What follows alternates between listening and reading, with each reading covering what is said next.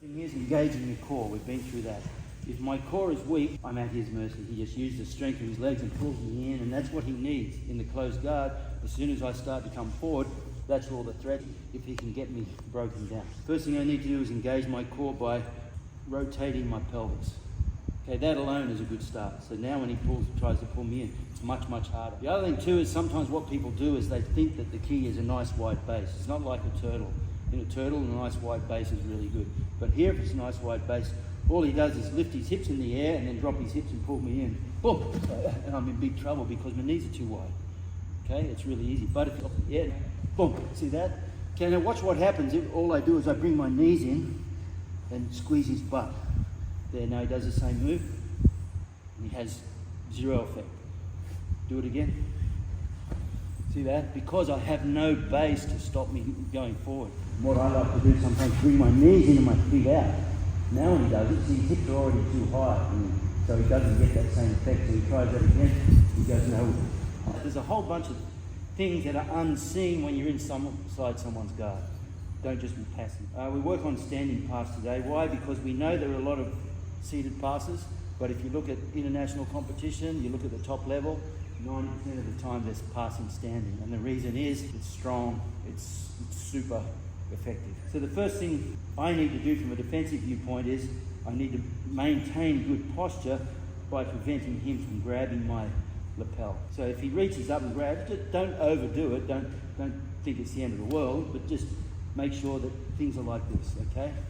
Then when I can, I'm going to get his lapels and push them in here. As soon as I push them in his armpit, it's much harder for him to do things. See, like that? Now I'm going to combine that with the knee squeeze on his hips. See that? So now when he tries to move, he can still grab my lapel, but I don't care. I'm not as worried. If he's super strong, he grabs my lapel. What I can do here now is I can take my hand over and undo it like that. Even if I don't want to undo it, he grabs on the lapel, cross grip or anything like that. If I do nothing else, if I do nothing else other than cross grip, now I've reduced the effectiveness of that. So now he tries to use that. He can't because I'm locking it down with that top arm. Okay, so the first thing I want to do, and it's not what we're focusing on today, but it's really important that as he grabs my lapel, I want to just prevent it as much as I can. Also, that's an invitation to grab his hand, to stand up. You can stand up without grabbing the arm, but primarily I want to grab the arm. So as he goes, I just grab the sleeve and push it down there for now.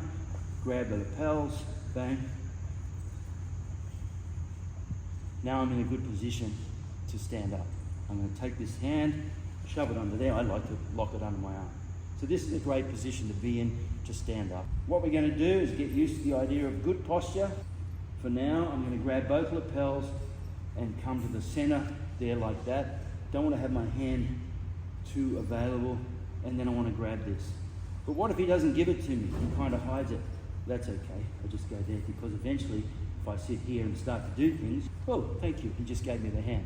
Okay, so don't panic if you can't get it straight away. Of course you're not going to get it straight away. But if I go on and do things, eventually you'll get it. One, okay? I have this side, so that's the side I want to stand up. So when I step up, I want to kind of put my foot where my knee is. I don't want to put it back too far because it's too much space. What I want to do is put it forward, but that kind of compromises my balance. So if you watch my other foot, when I bring my left foot up, I turn out. See that? And that gives me that base back. So 1, 2, 1, 2. I can practice that all day, and it wouldn't be wasted time. 1, 2. 1, I need to lean forward a bit to get my other leg up. 2, and I adjust 3. See that? I'm still leaning forward. Don't fall into the trap of thinking I have to posture up immediately. You're much better off. I still have the squeeze with my knees, and right now I have control and control. Okay, so I'm still in a really solid position. Now, I keep hanging on to this as Professor teaches us. Professor Gear, hang on to this, slide this one up, and this elbow goes to the knee. So a lot of little things, because as I come up, I put that elbow inside the thigh. So I want to dominate this airspace. And then I'm in this position. I don't want to just bring my arm up because he was too weak. strong legs against my arms not strong enough. So what I'll do is I'll actually lean my body over, then I'll use my body to push. See that? That's really important. Once again, boom. I go all the way down. Get my grip, get my grip. Boom. I can put that under my arm. Doesn't matter if not. 1. See the foot go out? That's really important. 2, I lean over and I adjust. I don't want to go too wide. It's not like a horse stance. I'm in here more. Still leaning forward. Now I come forward. Lean away so I can get strength. Bang. As soon as it breaks, I'm going to step back here. Notice my elbow and knee are connected. That's super valuable. Okay, on the inside of his knee. I still have this one here. I can step around here. I can knee cut there. I can do a bunch of things. But right now, I've totally compromised his position and I'm in a really good state to pass. So what we can do from there, keep this connection, drop this shin, staple his leg. Normally you need the underhook, okay, to pass, otherwise it takes my back. But I have this, so I still haven't let this go. So I'm going to use that and finish in side control. Talk me through it. What's the first thing I've got to do? Active, engage base, knees. Yes, good, bang, engage hips, knee position. What's next? Good, I'm looking for the grip. What do I need now? Mikhail? Yeah, I need a sleeve. All I do is I'm boxing, I'm throwing jabs, and then as I sit there, oh, thank you, he gives it to me. Bang, bang, what's next? Yes, I'm going to stand up, perfect. What do I have to do with my right leg when I do that though? Yeah, twist it out to maintain good posture, good balance. 1, okay? 2, and I adjust for the 3rd time. Some people say you go to a broken stance or an angled stand. They'll come back to the middle. Okay, so just be square and strong. You know, maintain this. Where does my elbow go? Andy, do you remember? Yes, inside the knee. Perfect. Posture up. Slide this one here. And you know, when you try and get a tight rashy off and it's really hard, you can't just go, pull. You kind of go, boom, boom, boom, boom. You pull it off little bits. That's what we're doing. Bang. Broken. Keep my knee in, elbow connection, step back. Then a knee cut across. Now I have good posture, but notice this elbow is in here.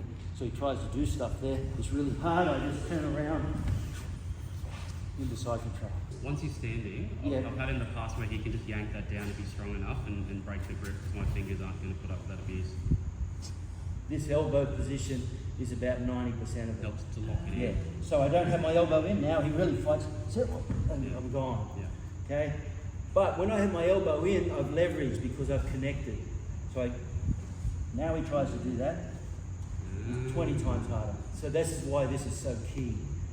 It's hard to pick up what's important to him, but it's all important. And that's really key because now it's almost like a bootstrap theory. If he wants to get my arm, he needs to lift his whole body up because it's connected to him. There like that. Even if he gets that, I come over here, it really doesn't do much. 1, even if he has that, I have a strong grip on his chest. 2, 3. Now he has that, it makes really no difference. All I do is I just stand up. He's got, how long can he hang on for?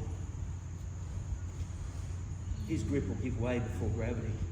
So I have my position, I have my elbow, I have my arm. You can tuck under if you wish. I want to step, put it almost where my knee is, or pass. There.